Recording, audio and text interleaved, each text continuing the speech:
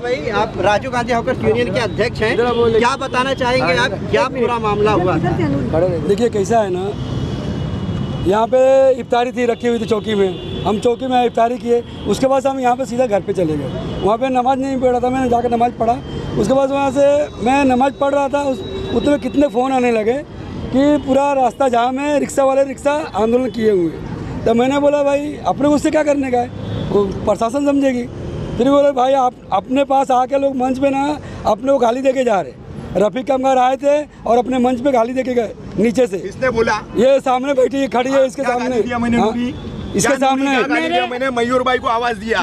तुम आवाज नहीं दिए, तुम्हारी आवाज ऐसी पैसे टेढ़ी है। तुमने मेरे को गाली दी है, तुमको नहीं, तुमने मेरे को गाली दी है, तुमने मेरे को गाली दी है, तुमने मेरे को गाली दी है, तुमने मेरे को गाली दी है, तुमने मेरे को गाली दी है, सुनना नहीं है, तुमने गाली दी है मेरे को, तुमने मेरे को गाली दी है, समझे क्या? रफीक भाई क्या मामला हुआ था? जिस तरह से राजीव गांधी हॉकर्स यूनियन के जो अध्यक्ष है वो कह रहे हैं कि कुछ गाली गलौज हुई थी, क्या हुआ था पूरा? आपके सवाल के जवाब में आपसे एक सवाल पूछूंगा। आप किस्मत कॉलोनी पे थे? नहीं। रिक्शा वालों के साथ? हाँ हाँ वहाँ थे ना? हाँ। वहाँ से फिर आगे क्या हुआ आप मुझे बताएंगे? वहाँ से न्यूज़ कवर करते हम लोग आगे निकल गए थे। वहाँ से ये रिक्शा यूनियन वाले सब पहुँचे शरीफा रोड नाके पे, जो इनकी शिकायत थी, जो इन्होंने सीनियर पीआई कोलटकर साहब को बताई थी। तो वो जगह देखने इनके साथ में सीनियर साहब उधर गए, हम लोग वहीं खड़े थे। इनके साथ में इरशाद भाई की कुछ झंझट हुई, तो उस दौरान इरशाद भाई बीच रोड पे मगजमारी करते हुए इससे गया, रिक्शा वाला ऐसा करता है वैसा करता है ये बताने के लिए। उस वक्त वो गाली गलौज कर रहे थे, तो मैंने उनको पकड़ा, अरे बोला इरशाद भाई, और मैंने वो गाली उनको दोहराया कि बोला इसी गाली क्यों दे रहे हो, साइड में आओ, सीनियर आए हैं, क्या उनका मुद्दा है, बैठ करके बात करके, छोटा सा मुद्दा है, उनको एक जगह चाहिए पैसेंजर उतारने के लिए, उसकी वो बात कर रहे हैं, तो वो कोई बड़ा मामला नहीं है, बातचीत करके खत्म हो जाएगा। अब इस बात में मैंने उनको क्या गलत बोल दिया, क्या मैंने उनके मार्केट को टारगेट किया, क्या मैंने, वो मुझे बोल रहे कि वीडियो नहीं बनाना हमारे मार्केट का, हमारे मार्केट की न्यूज़ नहीं बनाना, तो मतलब क्या मार्केट में कुछ भी चलते रहेगा और तुम पत्रकार को इस तरीके से बोलते रहोगे क्या? लेकिन क्या वजह, क्यों नहीं बनाना न्यूज़? वो कौन होते रोकने वाले? वो तो उनको ऐसा लग रहा है ना, वो भी मुमरा के तानाशाह बनते जा रहे हैं जैसे, फिर इसलिए बोल रहे हैं। एक इलीगल तौर पे उन्होंने वहाँ पे वो मंडप बना के रखा है, उसी की वजह से सारा विवाद हो रहा है, वो भी नहीं बताए। देखिए वहाँ पर जो लोकल पुलिस, ट्रैफिक पुलिस, इनका जो एक वॉच टावर है वो पिछले साल भी लगा था, वो उस तरफ लगा था, इस साल इस तरफ लगा है। तो ये यूनियन वालों का क्या कहना है ये पहला आप समझ लो, इनका क्या मसला था। इन्होंने पत्रकारों को मैसेज दिए थे कि हम चक्का जाम करने वाले हैं। हम तो एक पत्रकार के हैसियत से उधर चक्का जाम की खबर कवर करने गए थे। सिर्फ इतना है कि वो भी पुराने ताल्लुकात के, ये भी पुराने ताल्लुकात के हैं, आपस में झगड़ा ना हो इसके लिए मैंने उनको समझाया कि गाली गलौज करके काय को गर्मा गर्मी कर रहे हो, किस लिए कर रहे हो। तो उनको ऐसा लगा, उनकी दी हुई गाली मैंने दोहराई कि मैंने गाली दिया उनको, जबकि मैंने उनको कोई गाली गलौज नहीं की थी, क्योंकि मेरा कोई मसला ही नहीं था। मैं तो सिर्फ दोनों पक्षों को समझाने की बात कर रहा था कि भाई 2 दिन 3 दिन रमजान के बच्चे हैं, अब जो भी है एक सॉल्यूशन निकाल करके एडजस्ट करके उस मसले को खत्म करो।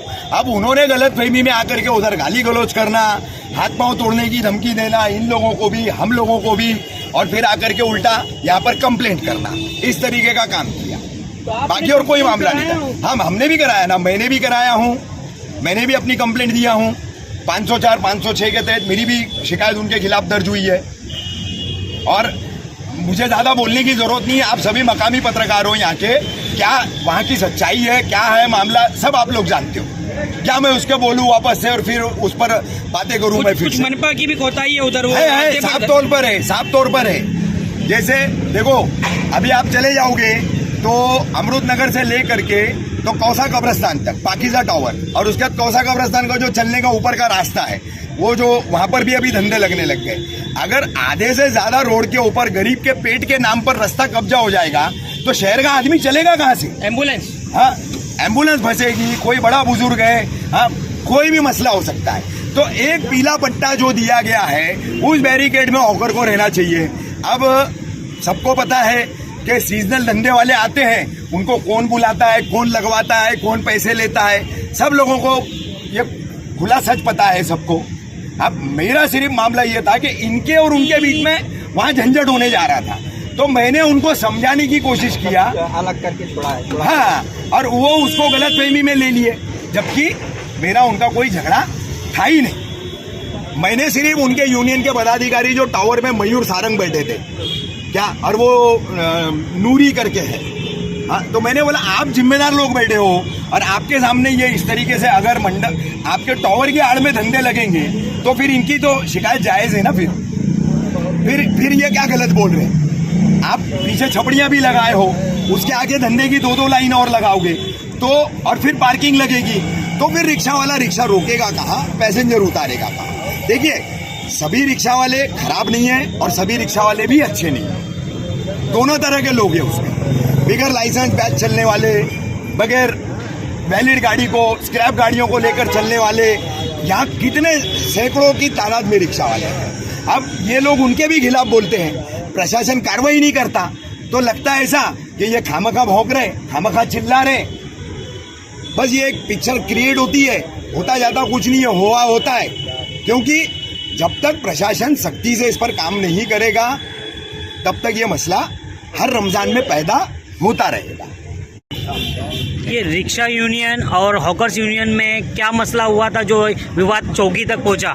और क्या असल में मसला कहता है तुमको मालूम है क्या? हॉकर्स यूनियन जो है, इनको जो हद दी गई है ना, इनको एक बैरिकेडिंग की हद दी गई है।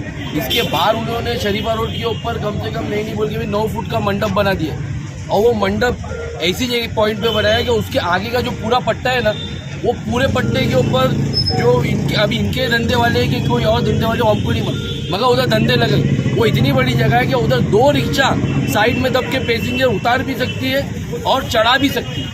हमारा विरोध ये था कि भाई तुमने जो डीसीपी साहब के आदेश का उल्लंघन कर रहे हो ना, डीसीपी साहब ने इनको आदेश दिया था कि इस बार वो बैरिकेडिंग के बाहर धंधा नहीं लगेगा क्या, मगर उसके बाद भी 20 रोजा क्रॉस होने के बाद उसके बाहर धंधे लग रहे, और धंधे लगने के बाद में जो रिक्शा वाला वहाँ पर पैसेंजर उतारने के लिए भी खड़ा हो रहा है, तो उनके वॉलंटियर जो है ना वो रिक्शा वालों को धमका रहे, उनसे मारम पीटी कर रहे। तो आज हमने 2 दिन से हमने आह्वान किया था कि हम रिक्शा बंद करेंगे और रोड पे चक्का जाम करेंगे। आज हमने पुलिस भी वहाँ पर गई जी जी पुलिस ने क्या आप लोगों को आश्वासन दिया है उसके बारे में बताइए। जी, सीनियर साहब जब आए ना तो सीनियर साहब ने हमको क्या बोला, आप लोग ऐसा मत कीजिए, आपका जो तकलीफ है हमारे साथ में चलिए और हमें बताइए, हम उसका सोल्यूशन निकाल के देते।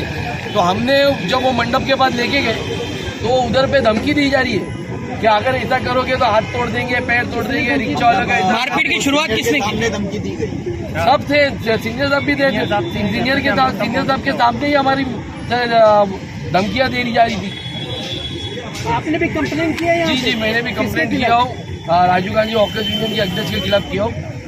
आपसे बदतमीजी किया उन्होंने? जी, बदतमीजी की ना, गाली गलौज कर रहे। पहली बात तो वो इनलीगल तरीके से डीसीपी साहब के आदेश का उल्लंघन करके उधर मंडप बांधे, अगर वो मंडप बांधने का म्यूनसिपालिटी से उनको कुछ परमिशन है तो वो दिखा देवे हमारे को। आपके कहना मतलब उनकी जो है जोर जबरदस्ती चल रही है, मनमानी चल रही है, और वहाँ पर जो है खुले तौर पर धंधे लगवाए जा रहे हैं जी, और वसूली भी चालू है। जी, एकदम 100%। अगर वसूली नहीं चल रही तो वो मनपा को खुद शिकायत कर सकते, वो रोज आके मनपा उनके शिकायत पे कार्रवाई करेगी। लेकिन वो आप लोगों की भी शिकायत करते कि आप लोग कहीं भी खड़े हो जाते हो, कहीं भी आप लोग किराया देना, पैसेंजर बिठाना, टेढ़ी रिक्शा खड़ी करना, है शिकायतें हैं आवाम की। मैं क्या बोल रहा हूँ सर, हम लोग को जगह मिलेगा मैं क्या बोल रहा हूँ, अभी सीनियर साहब के सामने हमने साथ में मिलके जब वो धंधे हटाए उधर क्यों नहीं ट्रैफिक हुई? इतना विवाद होने के बाद, इतने लोग जमा होने के बाद भी उधर ट्रैफिक क्यों नहीं हुई? अगर रिक्शा वाला गलत रहता, रिक्शा तो चली रही थी, मगर फिर भी वो रोड खाली क्यों था? धंधे हट गए, गाड़ियां अंदर से जाने लगी, पब्लिक अंदर से चलने लगी, तो वो रोड खाली था ना। सब पत्रकार साथ में थे हमारे। जैसा कि आपने बताया डीसीपी साहब के ऑर्डर के हिसाब से 20 रमजान तो गुजर गए, अभी कुछ 2 या 3 रमजान बचा, इसके बाद आप लोग आपका विरोध कर सकते, तो ये विवाद बनता नहीं था, तो ये विवाद बनाना था अगर आपको। एक मेरी बात सुनिए, 20 रमजान अगर धंधा हमारा मार्केट वालों का नहीं था तो रिक्शा वालों का भी नहीं था ना। अब 20 रमजान के बाद में 10 रमजान अगर उनको कमाना है, उनके बाल बच्चों के लिए, उनके माल जो आए वो बेचने के लिए, तो रिक्शा ड्राइवर के उनकी तो भी बाल बच्चे हैं, उनके भी तो कपड़े लगते, अगर उनको धंधा करने ही नहीं मिलेगा। और एक बात बताइए, अमृत नगर शरीफा नसीम बाग से लेके तनवर नगर कब्रिस्तान तक के धंधा है, अगर वहीं तक के पूरा रिक्शा ड्राइवर खाली चले जाएगा तो उसके बाद पैसेंजर ढूंढेगा कहाँ से?